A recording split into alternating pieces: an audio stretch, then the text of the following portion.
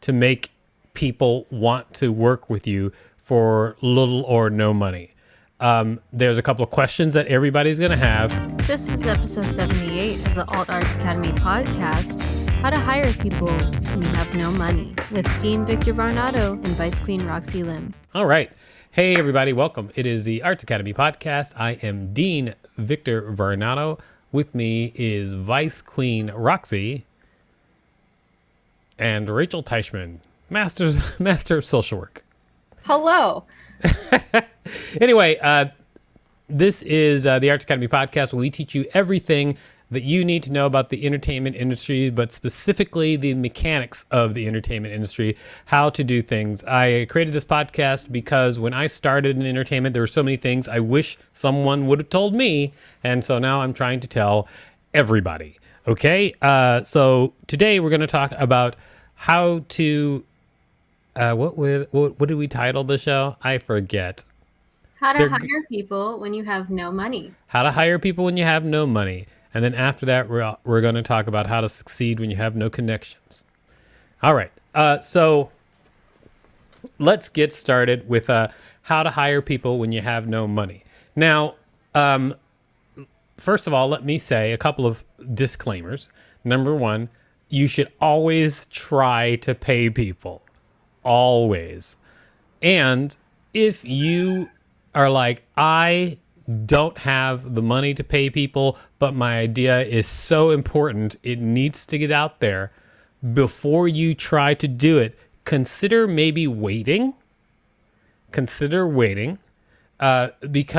there's a couple of roadblocks that you're going to have to go over to make people want to work with you for little or no money.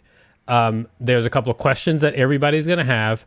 The biggest thing is they need to know that what you're doing and what you're asking them to do is actually worthwhile in one way or another.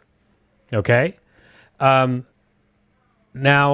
let's start with the most important thing is be upfront. Okay? If you have little or no money, you need to tell people immediately. Like, that should be the first thing out of your mouth when you're trying to get somebody involved in a project with you. Now, I want to say this though. I've had lots of people work with me for no money. I've had people work with me on an idea that we co-owned for no money.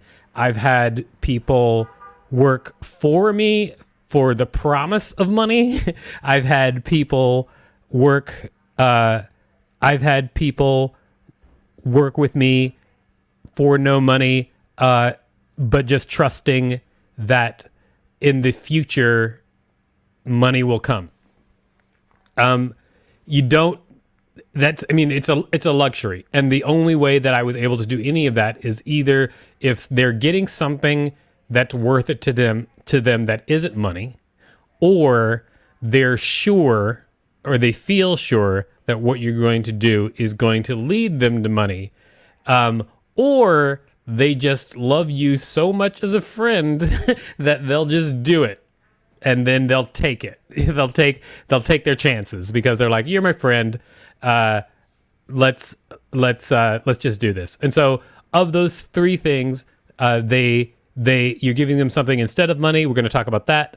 We're going to talk about giving them the promise of money and what you need to do to make sure that they feel comfortable. And then we're going to talk about friends. Okay. We're going to talk about all those three things about how to get people to work with you for no money. Those are the categories. What do you think so far, my co-hosts, with your muted mics over there? I just asked you a question, co-hosts. What do you think so far? What, you're not going to talk to me? What is going on? I was waiting for Rachel. I was waiting for you. This is terrible co-hosting, I'm going to say right now. Sorry about that. I think this is great. A great topic because as an independent producer, I'm always thinking about how I can hire people when I don't have that much money or have a very low budget. So personally, I'm in favor of this. Me too. All right. Okay. So let's start first with hiring people for no money, but they get something else. Okay. Good friend of mine still, which is a testament to hiring her for no money and is a testament to hiring her for no money and it going well because we're still friends. So a good friend of mine, her name is Whitney Mears, and she was a producer on the web series Realm of LARP. Realm of LARP is a web series that was distributed by Nerdist, and Nerdist, you might know if you're in the industry, is also part of Legendary Pictures.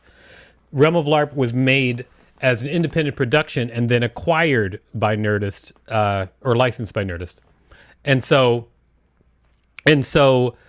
at the time, I was making it with pretty much my own money. Me and a friend were putting together our money, and we were like, let's make this thing. We think it's a really good idea. And then the budget was super low, so low that as an executive producer, when the toilet got backed up, I did it myself. I fixed the backed up toilet myself because I couldn't bear asking anyone who was working for no money on the shoot to clean out the toilet. So I cleaned out the toilet myself. It was disgusting. All right, and it was terrible because we shot it at a campground, so you can imagine what the toilets are like. Why do you guys have muted mics? Talk to me. You don't. Why are you even here if you're just staring at me? Oh, I What have is a loud going on? background. You Yeah. what? I have a loud background, so like I'll talk to respond, but That's fine. It's just very strange looking at your faces, and you said you just absolutely nothing. It's pretty weird. Maybe the problem is that I am, like many people, just so alone in the universe, and I feel it greatly. Maybe. could be. All right. So Whitney Mears she worked with me on Realm of LARP, and she was a producer. Now, she worked for no money at all. And she worked very, very hard. But what I had that she wanted to work for no money was, one, I gave her a title and experience that was beyond what she had before. Like, I gave her a chance. This is her first producer job. Number two, I found enough money to make the actual production work, like to make the actual production like for sure going from beginning to end, and it is definitely going to finish. Like, I didn't have enough money to pay all positions, but I had enough money to make sure like it was going to be done. So she knew that she was going to be a producer on something that was going to be finished. And also I made the shooting time, the amount of time I asked for her to be involved with it, as small as I possibly could. Okay. We shot Realm of LARP, I think, over 5 or 6 days. And then the rest of the work she was on site for those 5 or 6 days, but the rest of the work was pretty much just remote and emails and phone calls, and that was it. And then because I had given her, like, basically I'm just saying, hey, do you want a credit on this? Do you want a credit on a property that is going to be finished and is a cool project, and I can do my part and I'll make sure that I don't waste your time. And she was totally into it, and she was great, and she did a kick-ass job. And in our contract, I said that I don't know that it's going to sell, but if it does sell, that I would give her, money if it sells to somebody or license someone. And luckily, when Nerdist finally did license it, we were able to do it. And this is actually a time where when I did Realm of LARP, I had no idea what I was doing trying to sell a show. And I was very, very lucky that somebody took it. And Nerdist did, and we were able to actually give everybody a little extra money who had worked on it. But really, the thing is, in her case, she would work for no money if I made sure that she was going to get something that was worth it to her. So that producer position and the fact that show went out helped her get more jobs in the future, which is what she wanted. So there you go. That is that's the answer to the first question. I have a question. Yes. So when you are working with someone under like the premise of not being able to pay them immediately, and you're planning to eventually have money, right? Yep. How are these like contracts formed? Are they like just verbal trust? Are they like written out? Oh, I wrote her a contract. We had a contract, and the contract was basically, you're the producer, and you'll get the producer credit, and that if it was licensed to anybody that that we would then pay her a certain amount of money. Actually, we would pay people a certain amount of money if it was licensed to television. It wasn't actually licensed to television. It was licensed to the web, but I still like went back and paid people what I could, even though the money wasn't as big as a TV money, but still everybody got paid some money. But the contract basically laid all of that out. Because that is another thing that you can do, which is like be professional. I mean, that's part of the thing. Like if they're going to work with you on something, they want to know that you're going to finish it. And so being professional is part of that. Just like come at people as professionally as possible. All right. Now we're going to talk about, that was working with people. That was working with people for no money. And now we're going to talk about working with people, with the promise of money in the future. They're very similar, except, actually, I want to say one more small thing about working with people for no money. I shot a music video. You can actually see the music video out there right now. It's called Frittata Swag. It is the first video that comes up if you type in Frittata Swag. And it is it's a great funny video. A friend of mine had a really funny song, and I said, let's make a music video for it. And then me and one of my friends, we funded the whole thing. It cost like $400, and 100 of those dollars was a professional cinematographer that I got to work for $100. And the way I got the professional cinematographer to work for $100 is I put up a posting in like a community filmmaking forum, and I said, hey, I'm shooting this music video. It's out of my pocket. I've got $100. If you are a cinematographer and you live close to this address and you're not doing anything on this date, I will give you $100 to come in. Here's what I will do. I'll have my camera there ready to go. You don't have to bring a camera. I will have lights there ready to go. You don't have to bring any lights. All you have to do is walk in the door and shoot. I will have a shot list and make sure that it takes you less than 4 hours to shoot the whole thing. And so that actually got responses from people because I was straight up in the beginning, and I also made it as easy as possible for them to do it. And then I got someone to come in and shoot for $100. If you watch the music video, it looks beautiful because of it, because they shot it way better than I could have ever shot it myself. So that's just another way of getting somebody to work for no money. I have a question. Right. Yes. So what if like you have a passion project and you don't have any money to give people, but you want to get someone to work with you on it? Would you give them the same type of pitch that you would give to someone else? Like if you're trying to sell it? No, I wouldn't. I think that if I'm trying to get somebody to work on a passion project, I'm going to really get to know them and talk to them about it.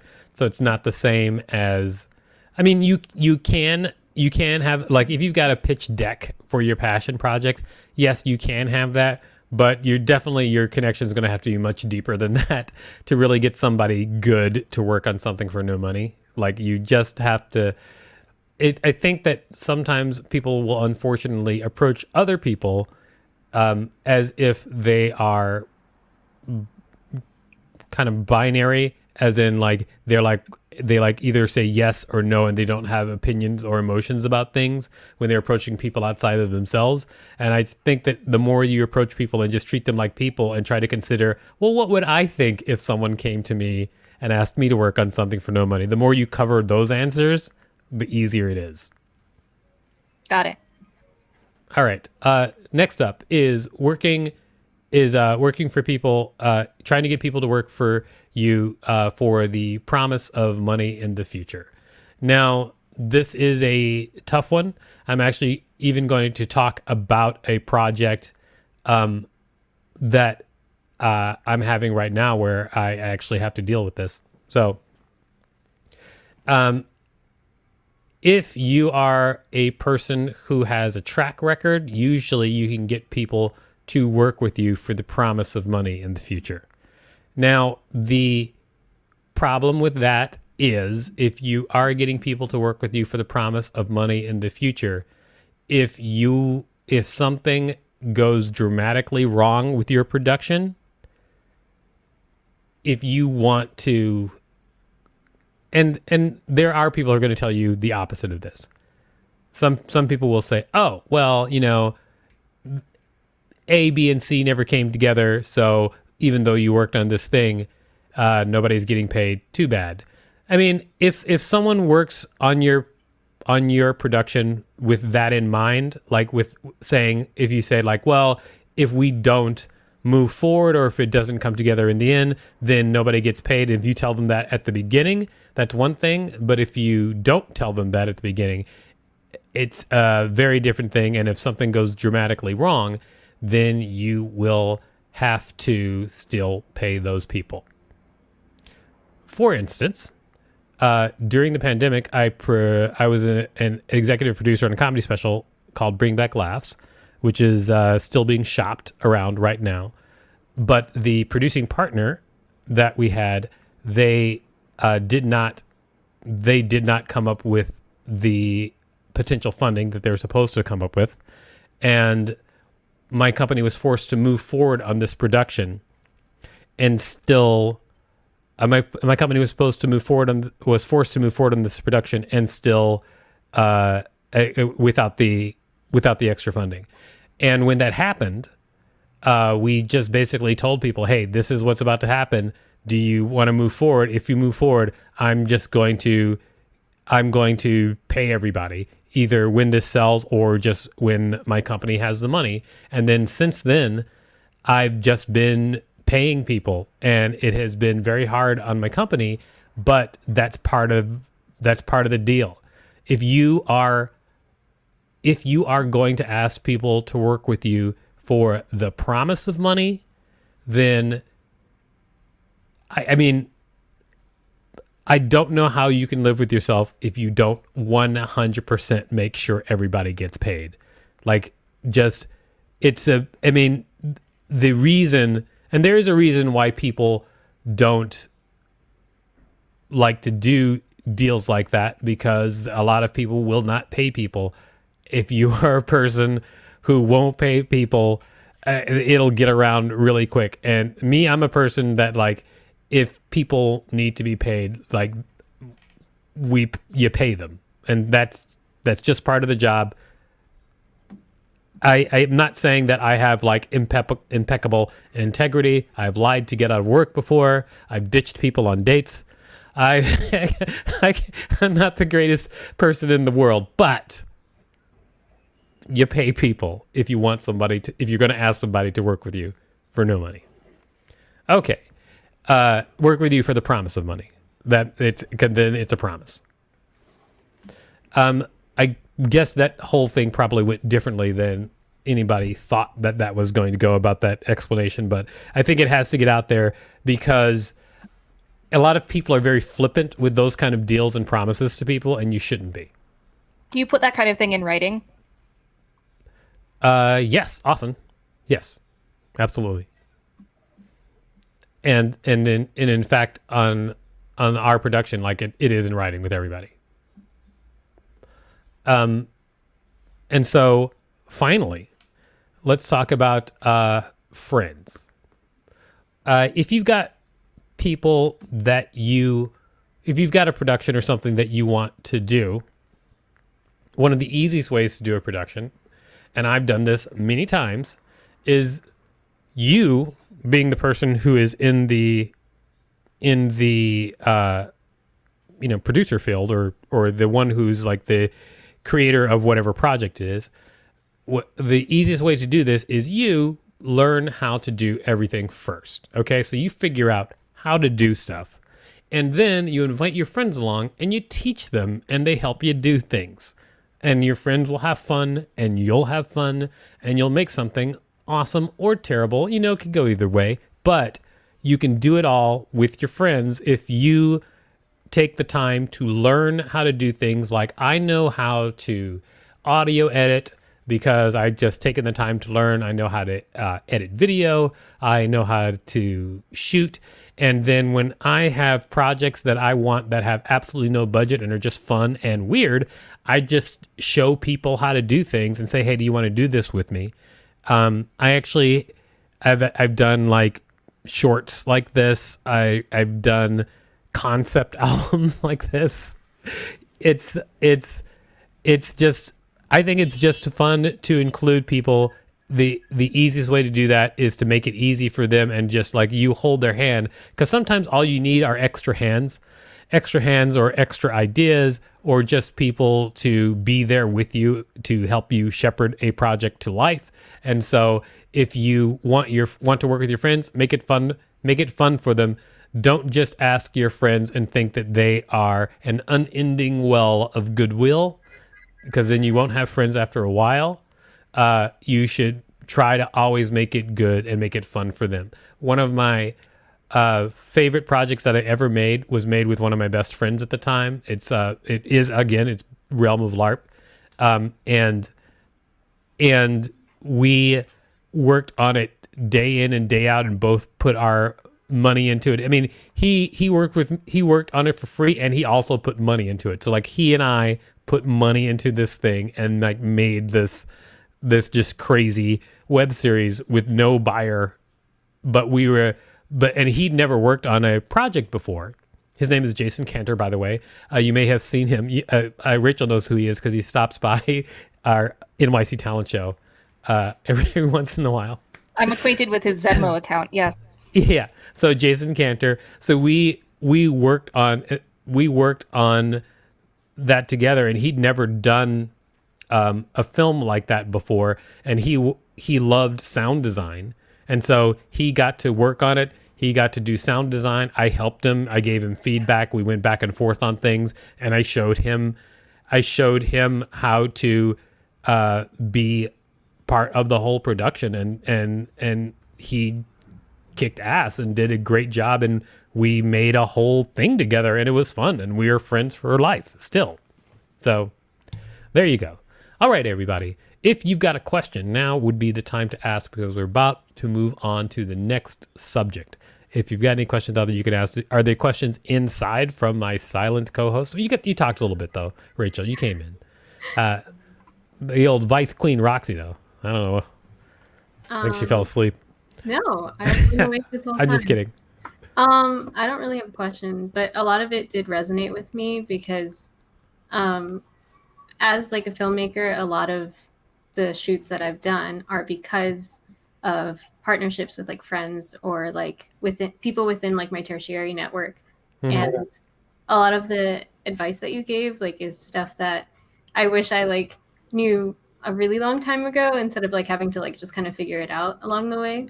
Mm-hmm. So, yeah, and this is exactly what this whole podcast is about. Like now I hope that someone will watch it and they'll understand, they'll like if they're about to go into a situation like any of these, like they're going to have a little heads up. I think that's what I want. So good. I'm glad for you, I guess. All right. That conversation trailed off. Anyway, everybody, please check us out at artsacademypodcast.com and Alt Arts Academy on all social media.